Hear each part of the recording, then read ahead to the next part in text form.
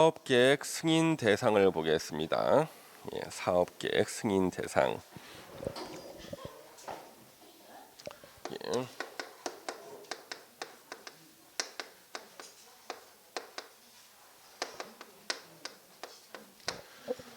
그래서 우리의 사업계획 승인은요, 건축법으로 말하면 건축허가입니다.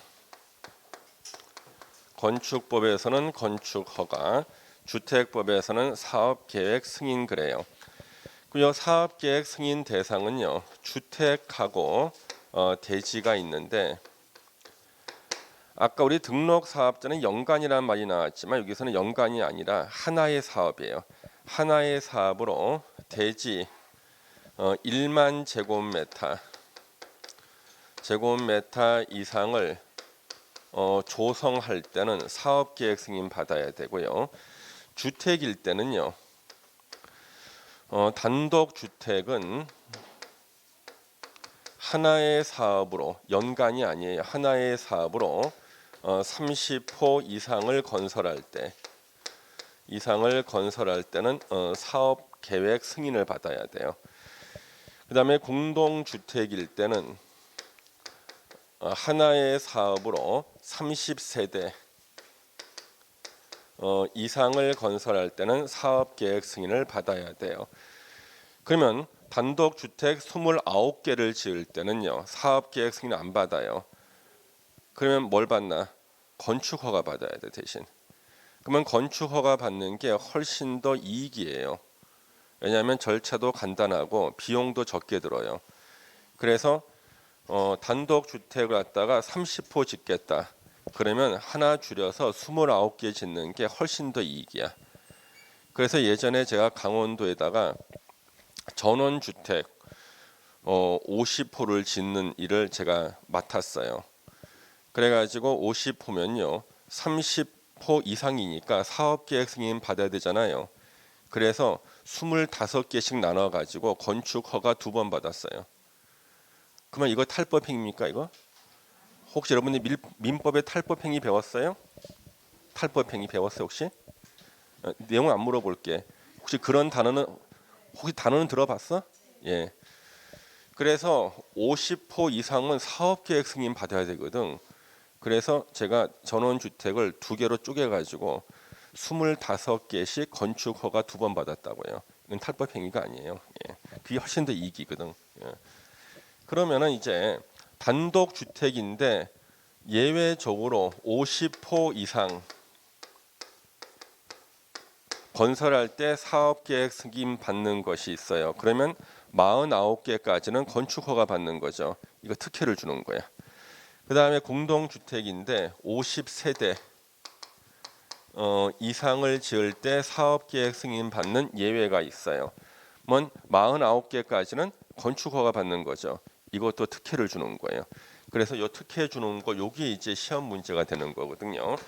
그러면 거기 책을 딱 보시면은요, 박스 안에 1번의 단독주택은 30호 이상 지을 때 사업계획 승인 받지만 예외적으로 50호 이상 지을 때 사업계획 승인 받는 특혜를 준다. 1번은요. 핵심 단어가 1단의 토지로 공급받아까지 밑줄을 치는 거예요. 1단의 토지로 공급받아. 이는 뭐냐면 공공사업에 따라 조성된 용지를 개별 필지로 구분하지 않고 1단의 토지로 공급받아서 해당 토지에 건설하는 단독주택이다. 이거는 만약에 LH 공사가요 신도시를 만들 때 아파트만 짓는 게 아니거든요. 단독주택 용지를 이제 분양을 해요. 그럴 때 한 필지를 만약에 100평으로 했다. 그래서 100평 단위로 필지를 나눠서 이걸 갖다가 이제 분양을 한다고요. 어떤 아주머니가 이제 한 필지 사러 왔어요. 한 필지 얼마예요? 예, 이거 3억에 우리가 팔고 있습니다. 그러면 두 필지는 얼마예요? 두 필지 6억이죠. 그때. 아니 더 많이 사면 깎아주는 거 아니에요? 그럼 내가 우유도 2팩을 사면은 요구르트 하나 끼워주던데. 우리 LH 공사는 그런 거 없습니다. 그러는 거예요. 납득을 못해. 아니 더 많이 샀는데 왜 안 깎아줘? 그렇잖아요. 나라에서 파는 이런 것은 깎아주질 않는다고. 그래서 혜택을 줘야겠다 싶어가지고 자 개별 필지로 구분하지 않고 일단의 토지로 공급받아. 이 얘기는 두 필지 이상을 한꺼번에 사는 거야, 한 사람이. 이랬을 때는요, 혜택을 주겠대. 그 토지에 단독주택 지으실 때는 50호 이상부터 사업계획 승인 받는 겁니다. 그러면 49개까지는 간단한 건축 허가 받으면 비용이 줄어들거든. 그래서 특혜를 주겠다는 거죠. 예. 핵심 단어는 뭐야? 일단의 토지로 공급받아. 이게 핵심 단어지. 2번 한옥 건축을 장려하기 위해서 한옥은 50호 이상부터 사업계획 승인, 49개까지는 건축 허가. 예. 자, 공동주택은 30세대 이상을 지을 때 사업계획 승인을 받아야 되는데 리모델링 할 때는 증가하는 세대 수가 30세대 이상일 때는요, 사업계획 승인을 받고 리모델링 해야 돼요. 다만 다음 어느 한에 해당하는 공동주택을 건설할 때는 리모델링은 여기 해당 없어요. 50세대 이상을 건설할 때 사업계획 승인 받는다. 1번 단지형 연립이나 단지형 다세대 주택이 조건을 갖췄을 때, 도시형 생활주택 중에 단지형 연립이나 단지형 다세대가 조건을 갖췄을 때인데 기형 이음번에 그 조건이 시험에 나온 적은 없어요. 전용 면적 30제곱미터 이상, 진입도로 폭이 6m 이상. 여기까지만 해도 우리는 기억하기 힘들어. 근데 진입도로가 2개 이상일 때 요건을 모두 갖추면 4m 이상 6m 미만으로도 할 수 있다. 합쳐서 10m 이상이고 4m 이상 6m 미만인 도로가 그 기존의 도로와 통행 거리가 200m 이내일 것. 예. 외우기도 힘들죠. 예. 단정 연립, 단정 다세대까지 기억하는 것도 힘들다. 그다음 동그라미 2번은 자력 방식으로 하는 주거 환경 개선 사업일 때 그것만 기억하면 돼요. 달동네를 정비하는 주거 환경 개선 사업을 자력 방식으로 할 때는요, 몇 세대 이상, 50세대 이상 지을 때 사업계획 승인 받는 특혜를 주겠다, 그런 뜻이고요. 대지는 1만 제곱미터 이상 대지 조성할 때 사업계획 승인 받고. 자, 이번에 이제 사업계획 승인권자, 건축법으로 말하면 건축 허가권자를 말하죠. 원칙은 지자체장이 사업계획 승인권자가 돼요. 지자체장이. 그러면 여기 보시면 1번에 주택건설 사업이나 대지 조성 사업을 하는데 해당 대지 면적이 10만 제곱미터 이상일 때는요, 지자체장 중에서 시도지사, 이때는 5명을 말해요. 시도지사 5명과 대도시 시장이 사업계획 승인권자가 되는데 대지 면적이 10만 제곱미터 미만일 때는요, 특별시장, 광역시장, 특별자치시장, 특별자치도지사, 그냥 도지사가 빠지죠. 여기서는요, 도지사 대신에 시장, 군수가 나왔어. 자, 그러면 10만 이상이든 10만 미만이든 항상 사업계획 승인권자가 되는 사람이 누굴까? 중복되는 사람만 찾으면 돼. 특별시장, 광역시장, 특별자치시장, 특별자치도지사, 대도시시장이야. 시장 안에는 대도시시장 포함되죠. 예. 그 다음에 시험 문제는 바로 예외가 또 시험 문제가 되죠. 국토부 장관이 예외적으로 사업계획 승인권자가 되는 경우가 나와요. 자, 국토부 장관이 사업계획 승인권자가 되는 경우, 박스 안에 1번 국가나 LH가 시행하는 경우, 지자체는 안 나와요. 국가나 LH가 시행할 때는 사업계획 승인을 누구한테 받아? 국토부 장관한테. 2번에 330만 제곱미터 이상, 100만 평. 100만 평이죠. 지네들은 평 쓰지 말라 그래 놓고 100만 평 해놓고 330만으로 바꿔놨네. 2개 사업, 택지 개발 사업과 도시 개발 사업할 때. 3번은 단어 3개 밑줄 쳐야 돼. 긴급한 주택난 해소, 지역 균형 개발, 광역적 차원의 조정, 이 3군데 밑줄 치고, 그때는요, 누가 사업계획 승인권자? 국토부 장관. 4번은요, 우리 공공사업 주체 4명 있죠. 국가, 지자체, LH, 지방공사가 50%를 초과해서 출자한 부동산 투자회사가 주택건설 사업할 때, 실제로 이거 다 이 LH가 하는 겁니다. 그래서 LH가 50% 초과 출자해서 리츠회사 만들었어. 그 리츠회사가 주택건설 사업할 때는 누구한테 받아? 국토부 장관한테 사업계획 승인 받는다는 거죠. 예. 그 다음에 3번에 사업계획 승인 대상에서 제외라고 나왔어요. 제외라는 말은요, 건축 허가 받는다는 뜻이야. 제외라고 해서 아무것도 안 받고 짓는 거 아니야. 예. 그러면 이제 박스 안에 1번 보시면 1번 옆에 써놓아요. 주상복합 아파트예요. 그러니까 주상복합 아파트를 지을 때 사업계획 승인 안 받고 건축 허가 받고 짓는 특혜를 주는 경우가 있어요. 조건이 준주거지역이나 유통상업지역을 뺀 상업지역. 유통상업지역은 왜 빼는가? 유통상업지역에서는 주택 건축이 금지가 되죠. 단독, 공동 다 금지야. 그래서 뺀 거지. 그래서 준주거지역과 유통을 뺀 상업지역에서 300세대 미만으로, 우리는 주상복합을 법에서 어떻게 쓰냐 그러면 주택과 주택 외의 시설을 동일 건축물로 건축하는 경우라 그래. 이게 바로 주상복합이에요. 그러니까 300세대 미만으로 주상복합을 지을 때 또 조건이 해당 건축물의 연면적에서 주택 연면적이 차지하는 비율이 90% 미만. 그러면 상가나 오피스텔이 10%를 초과해야 된다는 거예요. 그래서 우리가 주상복합을 지을 때 거의 다 300세대 미만으로 지어요. 297세대 분양, 298세대 분양. 그 이유가 300세대 미만으로 지으면은요, 사업계획 승인 안 받고 건축 허가 받고 지을 수가 있으니까 될 수 있으면 300세대 미만으로 짓는다고. 근데 이제 주상복합한테는 특혜를 주니까 상가를 위장하는 사람들이 있어요. 아파트를 지어놨는데 주상복합이라고 했는데 상가가 안 보여. 상가 어디냐 그랬더니 1층 구석에 눈을 가늘고 뜨고 한번 보래. 담배 가게 하나 있어. 주상복. 이거 안 되잖아, 그렇죠? 상가가 차지하는 면적이 10%는 초과해야 된다는 거예요. 예. 그 다음에 이제 박스 안에 2번은 뭐냐 그러면요, 농민들을 위한 거예요. 농업협동조합 중앙회가 조달하는 자금으로 시행하는 사업. 이럴 때는 사업계획 승인 안 받고 건축허가 받고 짓는 특혜를 주겠다는 거고요. 예. 그래서 이제 사업계획 승인 절차 보세요. 공구별 분할. 600세대 이상은 공구별로 분할해서 주택을 건설 공급할 수 있다. 600세대 시험에 나왔었죠. 사업계획 포함사항, 쾌적하고 문화적인 주거생활 하는데 적합하도 수립해라. 극히 당연한 지문인데 시험에 나와요. 당연히 쾌적하고 문화적인 주거생활 하는 게 포함되지. 뭐 불편하고 야만적인 주거생활 하나? 그거 아니거든. 예. 뻔한데도 지문에 나와. 부대시설, 복리시설 계획이 포함돼야 되고, 자, 사업계획 승인의 구체적 절차가 나와요. 사업계획 승인권자는 신청 받았을 때 며칠 내에, 60일 내, 이것도 시험에 나왔었죠. 승인 여부 통보. 예. 승인했을 때는 시도지사에게 그 내용을 통보해 줘야 되고, 자, 사업의 착수 가로 1번 나오죠? 별표해 주셔야 돼. 너무나 시험에 많이 나와. 사업의 착수 시기 별표해 주셔야 돼.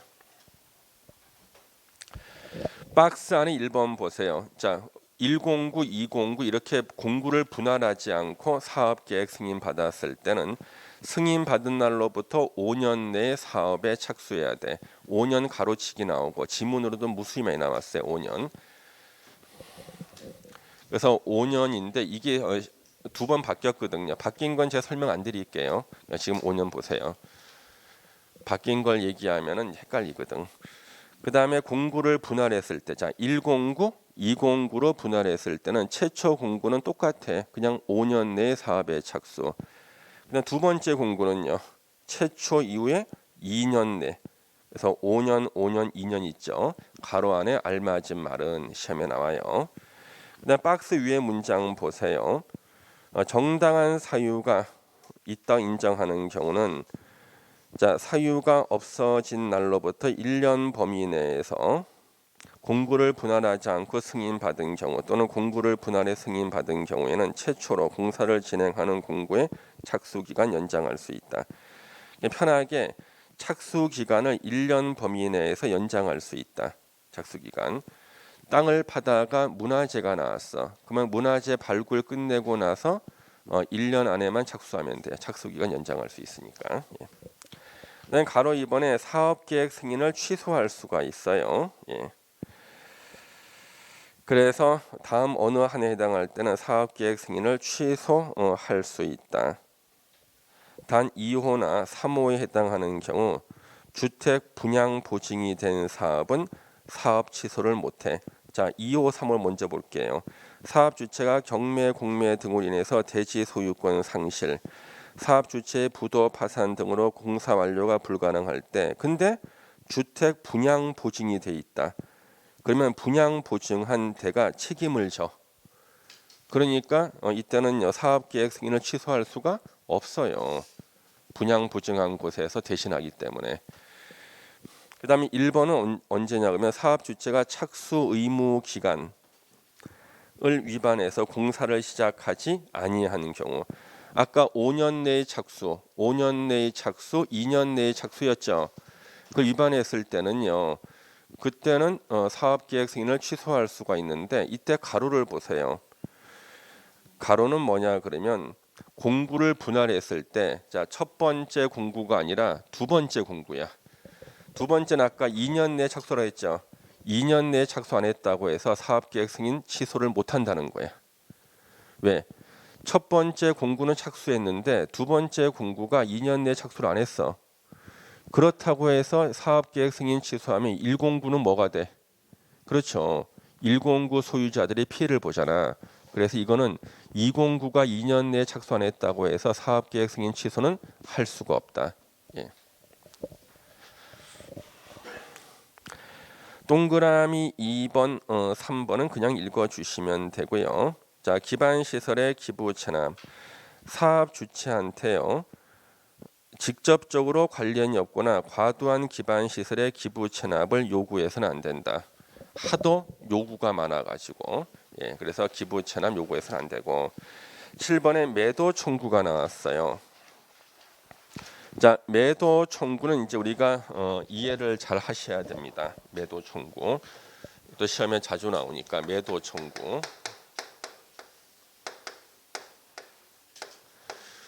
이 매도 청구가 왜 생기냐 그러면요. 이제 이런 거 한번 보세요. 자, 사업 주체 건설회사가요. 이제 아파트를 지으려고 그러는 거야. 근데 이 중에 80%의 대지의 사용 권원을 확보했어. 소유권, 지상권, 전세권 합쳐 80%. 확보하지 못한 게 20%예요. 이 20% 우리가 알박기 한 땅으로 보는 거야. 앞으로 저기 아파트가 들었을 거야. 그러면 내가 땅을 한 평만 딱 가운데다가 사놓으면은 요 한 평 때문에 아파트를 못 지을 거 아니야. 그래서 살 때는 100만 원 주고 사서 이거 10억 달라 그러거든. 알박기. 알박기를 방지하기 위해서 80% 이상의 사용권을 확보했다. 그랬을 때 나머지 20% 소유자한테는 시가에 따라서 팔아라. 매도 청구할 수 있고, 여기에 응하지 않았을 때는 매도 청구 소송을 제기하면 돼. 이게 바로 형성해소. 민법 시험 들어봤죠? 이게 바로 민법에 하는 형성해소, 형성 판결이야. 그러면 얼마에 매도하라는 판결 나오면 그걸 끝이야. 매도된 걸로 봐. 그냥요. 예. 그래서 이 매도 청구는 크게 두 가지가 있어요. 80% 이상의 사용 그 권원을 확보했을 때, 그 다음에 95% 이상의 그 권원을 사업 주체가 확보했을 때, 자, 80% 이상 권원을 확보했을 때는 확보하지 못한 저 토지 있잖아요. 20% 있죠. 저기에 대해서는 10년 이전에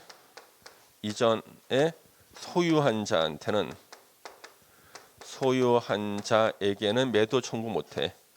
에게는 매도 청구를 할 수 없다. 그러니까 요 땅 20%를 소유한 사람이 11년, 12년 전에 샀다. 10년 이전에 샀잖아요. 이때는 알박기 한 땅이 아니야. 달라는 돈 다 주고 사야 돼. 왜? 11년, 12년 전에는 아파트가 들었을 것을 예상하지 못했다. 그래서 이거는 알박기가 아니라고 본 거예요. 그러면 8년, 9년 전에 샀을 때는요. 알박기 한 땅으로 봐서 매도 청구할 수 있어.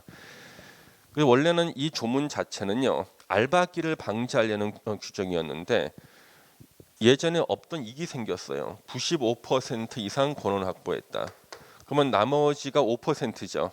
5%는 모든 소유자에게 매도 청구할 수 있다는 거예요. 이거는 건설회사한테 엄청 유리해. 자, 100만 평의 대지 중에서 95만 평의 사용 권은 확보했어. 나머지가 5% 5만 평이죠.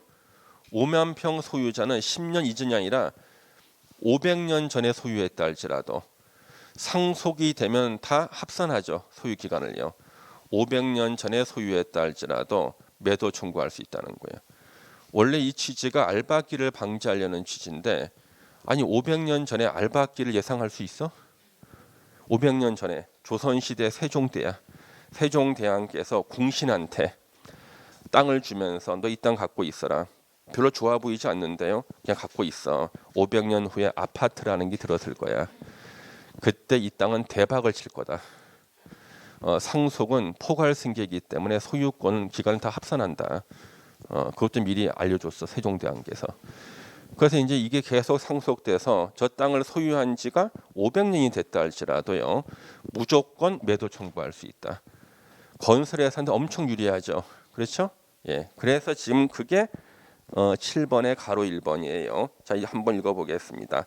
사업계획 승인 받은 사업주체는, 자, 사업계획 승인 받은 사업주체 밑줄 하나 그어줘봐요. 우리 사업계획 승인을 받기 위해서는요, 최소 사용권은 80% 이상을 확보해야 돼요. 그러면 사업계획 승인 받은 사업주체는 뭐야? 권한을 80% 이상 확보했다는 얘기예요. 다음에 따라 주택 건설 대지 중 사용할 수 있는 권한을 확보하지 못한 대지, 그 위에는 건축물까지 매도 청구할 수 있어요. 소유자에게 대지를 시가예요. 시장 가격이란 뜻이죠. 시가인데 공시지가 X야.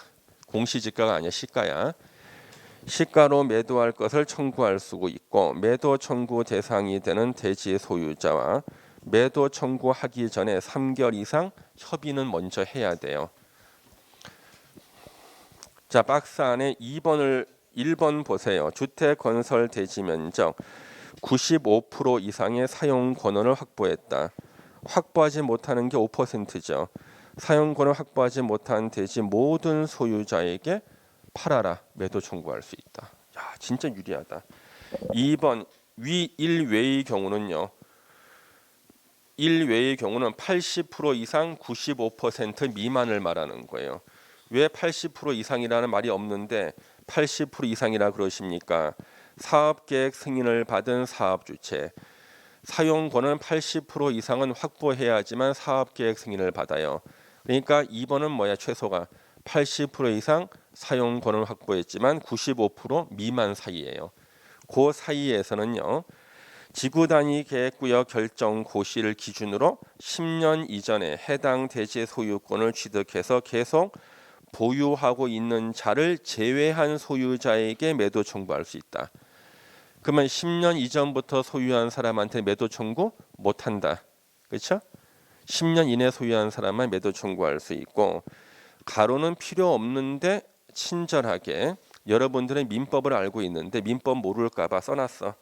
대지 소유 기간을 산정할 때 대지 소유자가 직계 존속, 직계 비속, 배우자로부터 상속받아 소유권을 취득하는 경우는 피상속인, 피 보고 죽은 사람을 말합니다. 피상속인의 소유 기간을 합산한다. 뻔한 얘기죠. 예. 매도 청구. 그다음에 가로 2번 리모델링 주택조합의 매도 청구. 리모델링 허가를 신청하기 위한 동의율을 확보하는 경우. 리모델링 결의를 한 리모델링 주택조합은 리모델링 결의에 찬성하지 아니하는 자의 주택 및 토지에 대해서 너 팔고 나가라. 매도 청구할 수 있다. 이거 시험에 수없이 많이 나왔어요. 이게 옛날부터 법 조문이 있었는데요. 이게 시험에 안 나오다가 언제부터 나왔냐면 노무현 대통령 때요. 여자 법무부 장관이 있었어요. 그 여자 법무부 장관이 자기는 리모델링에 반대하는데 자기가 살고 있는 집에, 그럼 어떻게 되는 거야? 매도 청구 당했어. 매도 청구 당했어. 법무부 장관이라도 매도 청구 당하면 어쩔 수 없죠. 예. 그때 이 조문이 알려지는 바람, 그부터는 계속 나와서 시험에요. 예. 그다음 8번의 사용 검사. 우리 사용 검사는요, 건축법으로 말하면 사용 승인을 말하는 겁니다. 건축법에서는 사용 승인, 주택법에서는 사용 검사예요.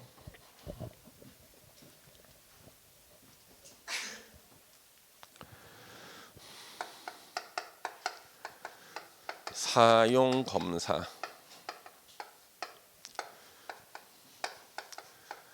건축법으로 말하면 사용 승인이죠. 그러면 사용 검사권자는 원칙이 시장, 군수, 구청장, 예외가 국토부 장관이에요. 그러면 국토부 장관은 언제 사용 검사권자가 되는가? 아까 국토부 장관한테 사업계획 승인 받은 경우 있죠. 국토부 장관한테 사업계획 승인 받은 자는 국토부 장관한테 다 사용 검사 받아야 돼. 그리고 이 조문의 의미는요. 우리가 보통요 공법에서는 원칙과 예외가 계급이 하나 차이라고. 원칙이 시군구청장이면 예외는 시도지사. 원칙이 시도지사면 예외가 국토부 장관인데 이거는 유일하게 계급이 두 단계가 차이가 나. 원칙하고 예외가.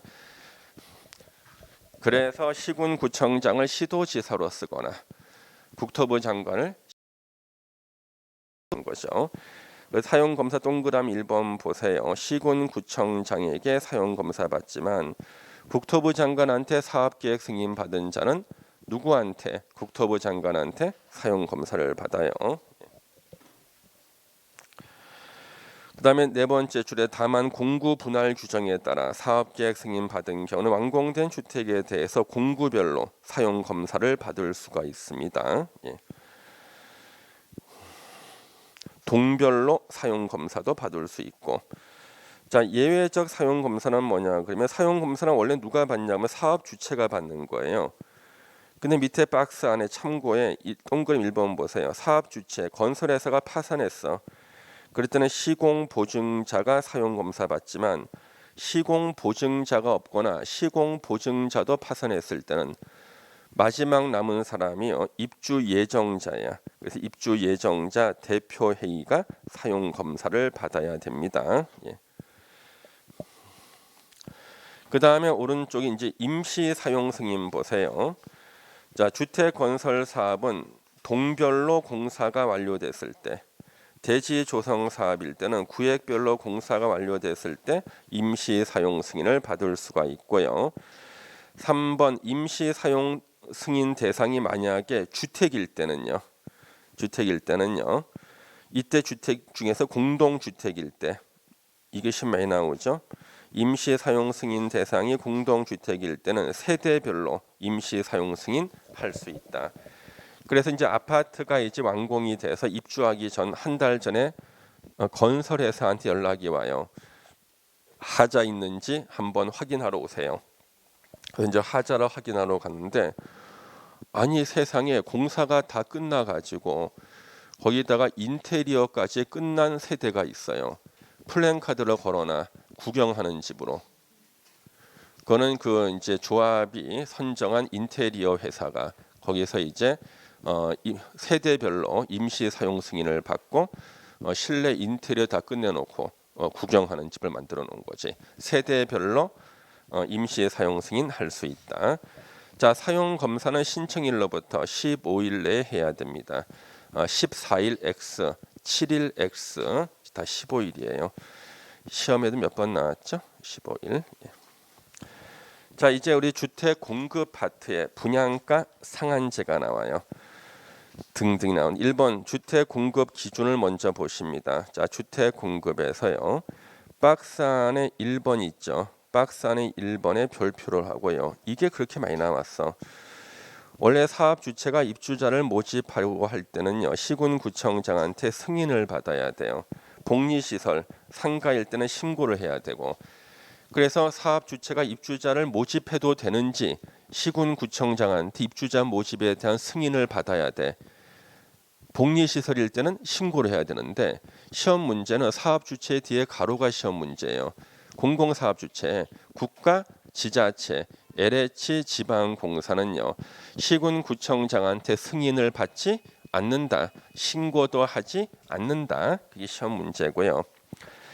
2번도 뭐 지문에 나왔죠. 벽지, 바닥재 등등 제외한 부분 가격을 따로 제시하고 입주자가 선택할 수 있도록 하고, 예. 동그라미 2번도 지문에 나옵니다. 견본 주택에 사용되는 마감 자재 규격 등등을 적은 목록표와 영상물 등을 제작해서 승인권자한테 제출. 그 다음에 동그라미 3번도 보시고요. 예. 동그라미 4번에 체크해야 될 게 뭐냐면 2년 이상 보관해야 돼. 영상물 같은 거. 예. 5번은 마감 자재 생산업체가 부도가 됐다. 그러면 같은 질 이상으로 설치해야 되고요. 그 다음에 뒤로 넘겨서 드디어 이제 분양가 상한제가 나오고, 분양가 상한제는 별표로 해야겠죠? 예, 너무나 많이 나오니까 별표. 분양가 상한제. 분양가를 나라에서 정하는 거고요. 외국 사람들은 납득을 못한대. 아니 주택도 상품인데 가격을 갖다가 국가가 정해놓은 가격으로 해? 예. 그래서 분양가 상한제 때문에 프랑스 얘기가 계속 나오는 거예요. 프랑스에서요. 프랑스 혁명 이후에 저소득층도 우유를 마시게 해주겠다고 공약을 한 거예요. 그래서 우유 가격을 갖다가 강제로 얼마 이하로 팔게 한 거예요. 그래서 이제 우유를 갖다가 비싸게 못 팔잖아요. 싸게 팔아야 되니까 그 우유 가격으로는 도저히 소를 키울 수가 없어. 그래서 소를 다 잡아먹었어요. 우유소를 갖다가. 그래서 이제 우유가 아예 공급이 안 돼. 예. 소가 이제 다 죽고 나니까 소를 먹이던 그 목초 업체, 목초. 소가 먹는 풀을 공급하는 목초 업체도 또 다 망해버렸어요. 예. 결국에는. 그래서 사람들이 이 분양가 상한제 나면 그 얘기를 하는 거예요. 예. 그래서 나라에서 정해준 가격 이하로만 분양가를 정해야 됩니다. 자, 1번의 사업 주체가 일반인에게 공급하는 공동주택 중 다음 어느 하나에 해당하는 지역에서 공급하는 주택 경우에는 이주에서 정하는 기준에 따라 산정되는 분양가격 이하로 공급해야 된다. 이것을 분양가 상한제 적용주택이라고 합니다. 그래서 1번의 공공택지에서는 분양가 상한제를 적용해. 2번은 공공택지가 아닌 택지. 그건 뭐예요? 민간택지를 말해. 공공택지 외의 택지에서는요. 국토부 장관이 주거정책심의위원회, 주택 공급 파트에서는 다 이 사람이 얘네들이 나와. 주거정책심의위원회가 나와요. 다. 주거정책심의 심의를 거쳐 지정하는 지역은 민간 택지라도 분양가 상한제를 적용한다. 2번. 자, 2번의 별표를 해 주시고요. 2번의 별표. 다음 어느 하나에 해당하는 경우에는 이를 적용하지 않는다. 분양가 상한제를 적용하지 않는다. 자, 우리 분양가 상한제를 적용하지 않는 게 나와 있죠? 예. 1번 도시형 생활주택이 시험에 5번이가 나왔네. 정답으로. 다음 중 분양가 상한제를 적용하지 않는 거. 도시형 생활주택. 그러면 도시형 생활주택은 고분양가가 가능하잖아요. 저는 이게 쓸데없는 조문인 줄 알았어. 아니 도시형 생활주택은 어차피 분양가가 싸잖아. 근데 무슨 분양가 상한제를 적용할까? 이거는 제가 공부가 부족해서 이렇게 오해를 했던 거예요. 용산에서요. 용산에서 원룸형 주택인데 평당 분양가 3천만 원짜리가 나왔어. 분양가 상한제를 적용하지 않으니까 완판됐어요. 용산의 한강변 옆에 외국인들을 상대로 해서 원룸형 주택을 호화롭게 지은 거예요. 그리고 평당 분양가 3천 한 거죠. 왜? 분양가 상한 적용 안 되니까. 그래서 도시형 생활주택은 분양가 상한제를 적용하지 않는다. 2번 경제자유구역에서 외국인들한테 분양할 보통 그 아파트예요. 경제자유구역에서 건설 공급하는 공동주택까지만 밑줄 치면 되지. 문장 못 외워. 경제자유구역에서 건설 공급하는 공동주택. 송도 같은데. 3번 이게 모의고사 75번 문제에서 정답 없다고 말이야. 아침에 오니까 원장님이 적어놓은 메모가 나와. 그래서 우리 원장님이 쉬운 법만 공부하다 보니까 이런 잘 못 찾는구나. 그렇지? 민법에 있는 게 안 나오니까. 관광특구에서 건설 공급하는 공동주택으로서 해당 건축물의 층수가 50층 이상이거나 또는 높이가 150m 이상이에요. 둘 중에 하나만 갖추면은 50층 이상 또는 150m 이상 둘 중에 하나면은 분양가 상한제를 적용하지 않겠다는 거예요. 근데 정답 지문 틀린 지문으로는 50층 이상이고 높이가 150m 이상 전혀 다른 거라고. 예. 근데 그걸 찾지를 못해서 해설지에 써 있는데 이걸 찾지 못해서 해설지 보고도 정답이 없대. 예. 아침에 오자마자 충격을 받아가지고 강의에 지장이 있어 지금. 예. 그래가지고 정답까지 해설지까지 있는데. 예. 그다음에 4번 있죠. 자, 4번이 작년에 아니다. 올해 신설됐다. 4번이 올해 신설됐어요. LH 공사 또는 지방공사 밑줄 치고 다음에 정비 사업 시행자로 참여하는 등 대통령령으로 정하는 공공성 요건을 충족하는 경우로서 해당 사업에서 건설 공급하는 주택. 자, 1번 정비법 2조 2호에 따른 정비 사업. 2조 2호가 뭐냐 그러면요. 주거 환경 개선 사업, 재개발 사업, 재건축 사업, 정비 사업 세 가지를 말해요. 면적 세대수 등이 대통령령으로 정하는 요건에 해당하는 사업. 2번 빈집 및 소규모 주택 정비에 관한 특례법 2조 3호에 따른 소규모 주택 정비 사업 나왔죠. 자, 그다음에 이제 추록을 싹 피세요.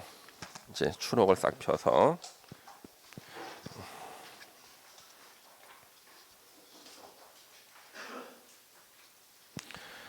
추록 13페이지 피세요. 추록 13페이지. 추록 13페이지 보면 기본서 681페이지 위 박스 내에서 5번 신설했거든요. 기본서 681페이지가 바로 우리 요약집에 나오는 그 박스야. 거기서 5번이 신설됐어요. 도시 및 주거환경정비법 2조 2호 나목. 2조 2호 나목이 뭐냐면 재개발 사업이야. 아직도 못 찾는 사람도 있지, 그렇지? 예. 그래서 요약집 13페이지에 기본서 681페이지 박스 안에 5번이 신설됐다. 이게 바로 지금 요약집에 보고 있는 그 박스 안에 5번이에요. 정비법 2조 2호 나목이 뭔가? 나목이 재개발 사업이라고.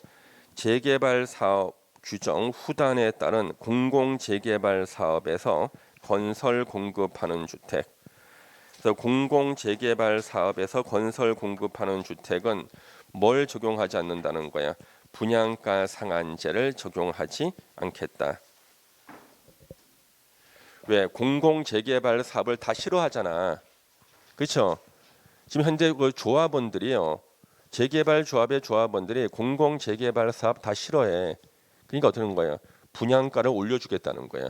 분양가 상한제를 적용하지 않겠다. 예.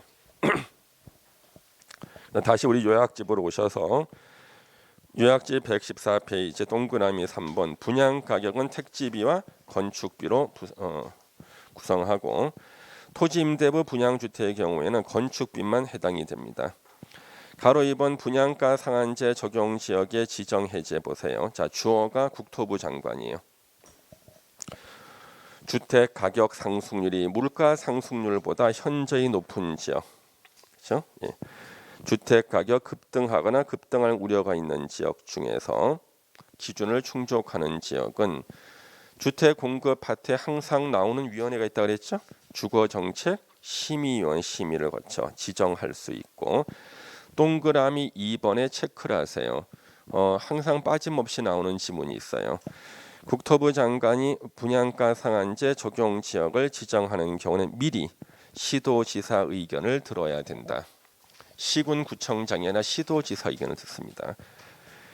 그 다음에 동그라미 3번 국토부 장관 지정했을 때는 이를 공고하고 누구한테 통보하는가 봐요. 시도지사한테 통보하는 게 아니라 기초자치단체장인 시군구청장한테 통보받은 시군구청장한테 입주자 모집 공고할 때 해당 지역에서 공급하는 주택이 분양가 상한제 적용 주택이라는 사실을 시군구청장이 누구한테? 사업주체한테 공고하게라 하여금.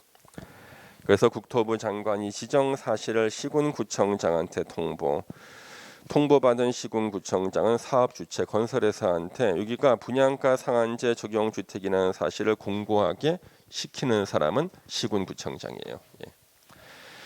그 다음에 이제 오른쪽에 분양가 상한제 적용 지역 지정 기준인데요. 이게 가장 짜증나. 시험에 나온다는 보장이 있으면 외워야 되는데 나오는 경우가 가끔 있거든. 한 10년에 한 번 정도. 그 다음에 이게요 수시로 또 개정이 돼. 수시로 개정이 돼. 기준이. 그래서 기껏 외워놓고 나면은 바뀌는 거야. 바뀌어가지고. 그래서 막 열받거든요. 예. 그래서 지금은 제가 간단하게만 체크해놓고 이걸 언제 외우는가? 우리가 10월, 9월 말에 외울 거야. 9월 말에 이걸 갖다가 가로치기가 어디가 나오는지 외울 거. 지금도 물론 제가 체크를 해드릴 거예요. 예. 지금 못 외워도 괜찮아요. 예. 제 경험으로는 9월, 10월 달에 또 바꾸니까. 예. 자, 어느 지역인가? 투기 과열 지구 중 밑줄 치세요. 작년까지는 없던 말이었어. 투기 과열 지구 안에서 분양가 상한제 적용 지정하는 거야. 지구 중 다음 어느 하나에 해당하는 지역 1번 여기 보시면 직전월부터 12개월간 아파트 분양가격 상승률이 물가 상승률의 2배 초과한 지역. 2번 3개월간 20% 이상 증가한 지역 거래량. 3번 2개월 동안 청약 경쟁률 5대 1 초과. 국민주택 규모는 10대 1 초과. 예. 1, 2, 3번 일단 그렇게 체크해 놓고 동그라미 2번 그런가 보다 하시고 동그라미 3번 보시면 해제 요청 받았을 때는 심의를 거쳐서 40일에 동그라미 치세요. 40일 내 해제 여부 결정해서 통보해 줘야 된다. 그다음 동그라미 4번 지정할 필요 없다 인정할 때는 심의 거쳐서 해제해야 되고 동그라미 5번은요. 해제를 요청할 수 있다. 해제 요청도 할 수 있고요. 예. 그렇게만 보시면 되겠습니다. 자 뒤로 넘겨 주시면 공급 질서 교란 행위 금지가 나옵니다. 공급 질서 교란 행위 금지. 자, 이 공급 질서 교란 행위 금지는요. 누구든지 주택법에 따라 건설 공급되는 주택을 공급받거나 공급받게 하기 위해서 다음 어느 하나에 해당하는 증서나 지위. 박스 안에 1, 2, 4번이 주택을 공급받을 수 있는 증서나 지위예요. 자, 단어 4개가 금지가 돼. 양도, 양수, 밑에 알선, 광고. 양도, 양수, 알선, 광고 4개를 금지합니다. 그러니까 불법으로 양도하거나 양수하거나 이를 알선하거나 광고하는 걸 금지인데 여기 세 번째 줄에 상속 저당의 경우는 제외라 돼 있죠. 별표. 이게 시험 문제 그냥 정답에 상속이나 저당은 할 수 있어. 다른 양도, 양수, 알선, 광고는 금지인데 상속이나 저당은 할 수가 있어요. 예. 그럼 박스 안에 보세요. 1번 주택조합 설립 규정에 따른 주택을 공급받을 수 있는 지위. 입주자 저축 증서 청약 통장을 말해요. 양도, 양수, 알선, 광고 금지. 주택 상환 사채 금지. 4번 대통령령으로 정하는 거 요 두 가지를 써놓겠습니다. 대통령령으로 정한 첫 번째 무허가 건물 확인서 등등 양도, 양수, 알선, 광고 금지. 두 번째 이주 대책 대상자 확인서. 그래서 우리가 무허가 건물 소유자한테도 가끔 분양권 주는 경우가 있거든요. 그래서 여러분들 예전에요. 저 용산 쪽에 지나가다 보면 고가 도로가 있는데 교각에 서울에서 평당 700만 원에 내 집을 마련할 수 있습니다 하고 휴대폰 번호가 하나 적혀 있는 게 붙어 있었다고. 교각에 혹시 보셨습니까 그런 거? 교각에 서울에서 평당 700만 원에 내 집을 마련할 수 있습니다. 휴대폰 번호 있었다고요. 이게 몇 년 전에 없어졌어요 다. 왜? 광고도 금지였거든. 예전에는 양도, 양수, 알선까지만 금지였거든. 광고가 금지가 아니었기 때문에 서울에서 평당 700만 원에 내 집을 마련할 수 있습니다. 해서 교각에다가 전화번호 써서 붙여놓는 것이 금지가 아니었어요. 이젠 그것까지도 금지야. 다 없어졌죠. 그러면 그게 뭐냐면 바로 이거야. 무허가 건물. 예. 가끔 가다가 이제 무허가 건물인데요. 이거 분양권 주는 경우가 있거든. 그랬을 때 우리가 이것을 딱지라 그래. 딱지 거래하는 거야. 딱지 거래. 근데 샀는데 분양권이 안 나와. 이걸 물먹은 딱지, 물딱지라 그러는 거지. 예. 그다음에 이주 대책 대상자 확인서는 물딱지가 없어. 이것도 딱지라는 이거는 물딱지가 없어. 왜? 이거는 정상적인 주택인데 각종 공공사업으로 철거당하죠. 이주자 택지라는 거 있죠. 이주 대책 대상자 확인서 무조건 분양권 줘요. 요 두 개도 양도, 양수, 알선 광고가 금지다. 예. 그러면 이제 가로 2번에 위반 행위에 대한 제재가 나온 이거 보기 전에 그러면 금지 안 되는 거 정답은 주택 상환 사채의 상속 어때? 이거는 금지 안 되는 거야. 주택 상환 사채 양도 금지. 주택 상환 사채 양도 알선을 위한 광고 금지. 주택 상환 사채 저당 금지 아니야. 입주자 저축 증서 저당 금지 아니야. 입주자 저축 증서 상속 금지 아니야. 아시겠죠? 상속이나 저당은 금지가 아니야. 저당은 종국적인 권리 처분 행위가 아니라서 금지가 안 돼요. 그다음 이제 위반 행위에 대한 제재가 나오죠. 이게 기본서에는 개정이 안 돼 있고 요약집에는 개정이 돼 있어. 3월 9일 날이라서 기본서 이전에 나왔죠. 그래가지고 기본서에는 개정이 안 돼 있어서 기본서 추록에는 개정하라고 나와 있고 우리 요약집에는 바꿔놨죠. 자 다음 어느 하나에 해당하는 자는 그 지위를 주택 공급을 신청할 수 있는 지위를 무효로 하거나 이미 체결된 주택의 공급 계약을 취소하여야 한다로 돼 있죠. 이게 할 수 있다였어. 근데 하여야 한다로 바꿨어. 의무적으로. 예. 양도 양수 부정한 방법으로 공급받은 자. 예. 지위를 무효로 하거나 체결된 주택 공급 계약을 취소하여야 한다. 의무로 바꾼 거야. 주택 환매 이거는 뭐냐 그러면은 양도 양수 알선 광고 규정을 위반해 가지고 주택을 분양받은 사람이 있어요. 이럴 때는 사업 주체가 돈을 주고 도로 사오는 거. 이거 뭐라 그래요? 환매할 수 있다. 환매. 도로 사오는 거예요. 퇴거 명령은요. 이미 불법으로 분양받아서 입주하고 살고 있는 거야. 그때 방배하는 게 뭐야? 퇴거 명령.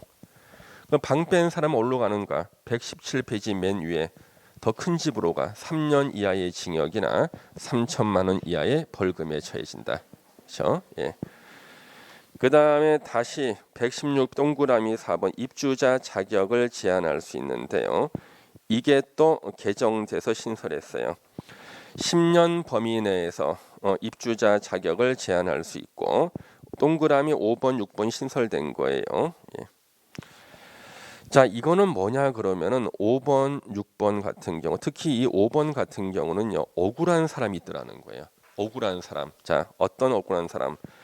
국토부 장관 또는 사업 주체는요 위 동그라미 1번 규정에도 불구하고 공급 질서 교란 행위가 있었다는 사실을 알지 못하고 주택 관련 또는 주택의 입주자로 선정된 지위를 취득한 매수인이 해당 공급 질서 교란 행위와 관련이 없음을 소명하는 경우에는 소명했을 때는 이미 체결된 주택의 공급 계약을 취소해서는 안 된다. 쉽게 말해서요. 이 사람은요 아무것도 모르고 속아서 공급 계약 체결한 거야. 예, 억울하잖아요. 이럴 때 이 사실을 소명했을 때는요 이런 불이익을 받지 않는다는 거예요. 소명이라는 말이 나왔습니다. 그럼 여러분요, 입증하고 소명은 어떻게 차이가 날까? 입증하고 소명. 예? 소명의 정도는요. 우리가 입증 책임에서요. 입증보다는 정도가 낮다고 봐요. 소명. 그리고 우리 흔히 말하는 거 일응 그러할 수도 있다. 이게 소명이야. 그럴 수도 있겠구나. 이게 소명이라고. 우리 증명하고는 틀려요. 예. 증명력이 약하다고. 약해도 괜찮은 게 소명이야. 예. 그럴 수도 있겠는데. 예. 그래서 학원에 결석한 우리 누님한테 왜 결석했느냐? 제가 그 발가락에 무좀이 있어가지고 걷기가 힘들었어요. 뭐 그럴 수도 있겠는데 이게 뭐야? 소명. 예, 예.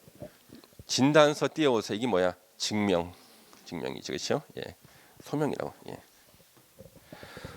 동그라미 6번 사업 주체는 이미 체결된 주택 공급 계약을 취소하려는 경우는요. 주택의 입주자로 선정된 지위를 보유하고 있는 자한테 절차하고 방법에 따라 미리 알려야 됩니다. 왜? 방어권을 인정해 주기 위해서. 그 다음에 이번에 저당권 설정 등의 제한은요. 자주 나오는 건 아닙니다만 가끔 나오는데 정답이 딱 정해져 있어요. 이거는 입주 예정자를 보호하려는 거예요. 그래서 입주 예정자를 보호하기 위해서 도입된 제도인데요. 요거는 우리가 잠시만 쉬었다 하도록 하겠습니다. 예.